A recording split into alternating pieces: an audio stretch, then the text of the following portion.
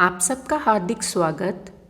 आज हम कक्षा 9वीं स्पर्श पाठ्य पुस्तक का पाठ एवरेस्ट मेरी शिखर यात्रा, जो बचेंद्री पाल द्वारा रचित है, के संक्षिप्त परिचय के पश्चात बहुविकल्पीय प्रश्नोत्तर करेंगे। बचेंद्री पाल पढ़ाई पूरी करके इंडियन माउंटेन फाउंडेशन में शामिल हो गई थी। ट्रेनिंग के दौरान 7500 मीटर ऊंची मान चोटी पर चढ़ी और एक दिन माउंट एवरेस्ट की चोटी पर चढ़ने वाली पहली महिला बनी।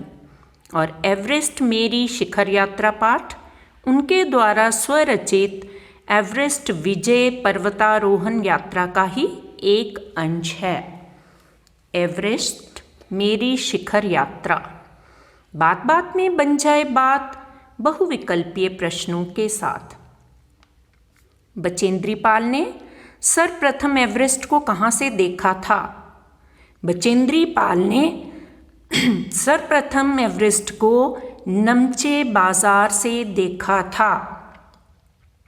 बचेंद्री पाल को और आगे जाने से रोकने की कोशिश किसने की?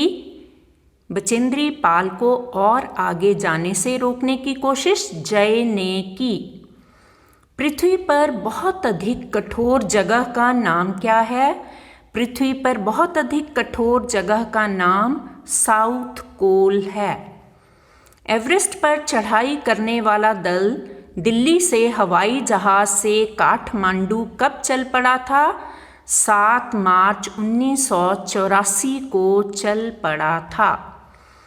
तेंजिंग किसके साथ लेखिका के बेस कैंप में आए थे? तेंजिंग अपनी बेटी डेकी के साथ बेस कैंप में आए थे। अग्रिम दल का नेतृत्व कौन कर रहे थे? अग्रिम दल का नेतृत्व प्रेमचंद जी कर रहे थे। कर्नल खुल्लर किसकी सफलता पर बहुत प्रसन्न थे? कर्नल खुल्लर लेखिका की सफलता पर बहुत प्रसन्न थे। रसोई सहायक की मृत्यु कैसे हो गई थी? रसोई सहायक की मृत्यु जलवायु के अनुकूल ना होने से हो गई थी। लेखिका और उसके साथी वॉकी टॉकी से अपने हर कदम की जानकारी किसे दे रहे थे? बेस कैंप पर जानकारी दे रहे थे। तेंजिंग को लेखिका कैसी लगती थी? तेंजिंग को लेखिका पर्वतीय लड़की लगती थी। एवरेस्ट पर बिना ऑक्सीजन के कौन चढ़ाई करने वाले थे? अंग दोरजी एवरेस्ट पर बिना ऑक्सीजन के चढ़ाई करने वाले थे। शेरपा कुली की मृत्यु के समाचार से किनके चेहरों पर अवसाद छा गया? शेरपा कुली की मृत्यु के समाचार से अभियान दल के सदस्यों के चेहरों पर अवसाद छा गया, यानी कि दुख की लहर दौड़ गई। नेपालियों में सागर माथा के नाम से कौन प्रसिद्ध है? नेपालियों में सागर माथा के नाम से एवरेस्ट प्रसिद्ध है। खुम्बू हिमपात पर बनने वाले कैंप 1 तक जाने के लिए कौन कौन सी तैयारियां की गई? आवश्यक पुल बना दिए गए, रस्सियां बांध दी गई, झंडियों से रास्ता चिन्हित कर दिया गया। इसका उत्तर है सभी सही हैं। एवरेस्ट नेपालियों में किस नाम से प्रसिद्ध है? एवरेस्ट नेपालियों में सागर माथा के नाम से प्रसिद्ध है। शिखर पर जाने वाले प्रत्येक व्यक्ति को दक्षिण पूर्वी पहाड़ों पर क्या झेलना पड़ता था? शिखर पर जाने वाले प्रत्येक व्यक्ति को दक्षिण पूर्वी पहाड़ों पर हिमपात को झेलना पड़ता था।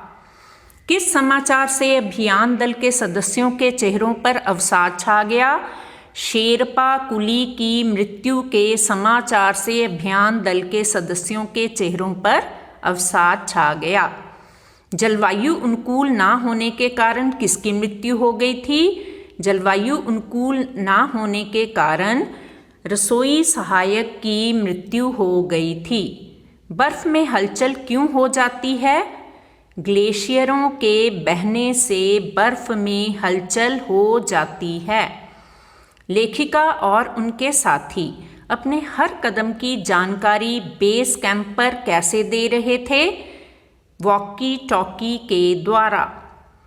कैंप 4 कितनी ऊंचाई पर लगाया गया था? कैंप 4 7900 मीटर की ऊंचाई पर लगाया गया था। कितने समय में सभी शिखर पर पहुंच गए? 2 घंटे के समय में सभी शिखर पर पहुंच गए। ऊंचाइयों पर पहुंचने के लिए सामान्यतः आवश्यक ऑक्सीजन दर कितनी होती है? 4 लीटर होती है। लेखिका एवरेस्ट पर चढ़ने वाली कौन सी महिला बनी? लेखिका एवरेस्ट पर चढ़ने वाली पहली महिला बनी।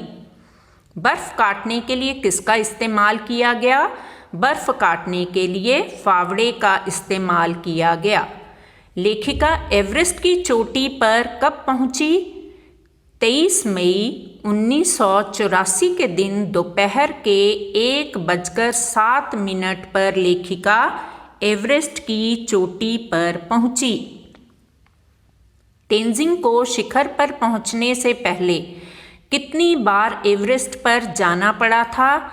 तेंजिंग को शिखर पर पहुंचने से पहले 7 बार एवरेस्ट पर जाना पड़ा था। अंगदोर्जी किसके बिना ही एवरेस्ट पर चढ़ाई करने वाले थे? अंगदोर्जी ऑक्सीजन के बिना ही एवरेस्ट पर चढ़ाई करने वाले थे। लोब्सांग किसकी मदद से तंबू का रास्ता साफ करने में सफल हो गए थे? लोब्सांग स्विस छुरी की मदद से तंबू का रास्ता साफ करने में सफल हो गए थे। 29 अप्रैल को कैंप कितनी ऊंचाई पर लगाया गया था? 29 अप्रैल को कैंप 7900 मीटर की ऊंचाई पर लगाया गया था। 26 मार्च को पेरिस पहुंचते ही लेखिका को कौन सा दुखद समाचार मिला? एक शेरपा कुली की मृत्यु का दुखद समाचार मिला। कैंप 1 कितनी ऊंचाई पर था? कैंप 1 6000 मीटर की ऊंचाई पर था। कैंप 1 पर पहुंचने वाली 2 पहली महिलाएं कौन सी थी? रीता गुम्बू तथा बचेंद्री पाल 2 पहली महिलाएं थीं। कौन सा दिन हिमपात से कैंप 1 तक सामान ढोकर चढ़ाई का अभ्यास करने के लिए पहले से ही निश्चित था? तो इसका उत्तर बनता है तीसरा दिन। कर्नल खुल्लर ने सभी सदस्यों को सहज भाव से क्या स्वीकार करने को कहा? मृत्यु को सहज भाव से स्वीकार करने को कहा। लेखिका के अनुसार अचानक हमेशा ही खतरनाक स्थिति कैसे बन जाया करती थी? बर्फ की बड़ी बड़ी चट्टानों के अचानक गिरने से खतरनाक स्थिति बन जाया करती थी। बचेंद्री पाल और उनके साथियों के तंबू का रास्ता साफ करने में कौन सफल हो गए थे? बचेंद्री पाल और उनके साथियों के तंबू का रास्ता साफ करने में लोब्सांग सफल हो गए थे। खुम्बू हिमपात पर जाने वाले रास्ते पर कुल कितने शेरपा दल में थे? तो 16 शेरपा दल में थे। इनमें से कौन कौन साउथ पोल पहुंच गए? अंगदोर्जी, लोब्सांग, गगन बिस्सा। यानी कि इसका उत्तर है सभी सही हैं। ये तीनों ही साउथ पोल पहुंच गए थे। एवरेस्ट के शिखर पर पहुंचकर लेखिका ने क्या किया? घुटनों के बल बैठकर सागरमाथा का चुंबन लिया, पूजा पाठ किया, अंगदोर्जी के प्रति कृतज्ञता प्रकट की। इसका उत्तर बनता है सभी सही हैं। किसके बहने से बर्फ की बड़ी बड़ी चट्टानें गिरने लगती हैं? तो इसका उत्तर है ग्लेशियर के बहने से बड़ी बड़ी चट्टानें गिरने लगती हैं। बचेंद्री पाल का जन्म कब हुआ? बचेंद्री पाल का जन्म 24 मई सन 1954 को हुआ। तेंजिंग कौन थे? तेंजिंग एक शेरपा थे जो सबसे पहले एवरेस्ट पर चढ़े थे। एवरेस्ट का शिखर कैसा था? एवरेस्ट का शिखर शंक्वाकार था, शंकु के आकार का था, कोनिकल। बचेंद्री का नाम इतिहास में क्यों प्रसिद्ध है? बचेंद्री का नाम पहली भारतीय पर्वतारोही थी जिसने एवरेस्ट पर विजय पाई, इसलिए उसका नाम इतिहास में प्रसिद्ध है। पर्वत शिखर पर फूल यानी कि प्लूम कैसे बनता है? 150 किलोमीटर से अधिक तेजी से बर्फीली हवाओं के चलने से पर्वत शिखर पर फूल या प्लूम बनता है। बचेंद्री कैसी महिला थी? बचेंद्री दृढ़ इच्छा शक्ति वाली, संकल्प की धनी, टस से मस ना होने वाली, अपने सपनों को सच साबित करने वाली, यानी कि ये सारे गुण बचेंद्री में थे, तो इसका उत्तर बनता है सभी सही हैं। बचेंद्री पाल किस अभियान दल में शामिल हुई?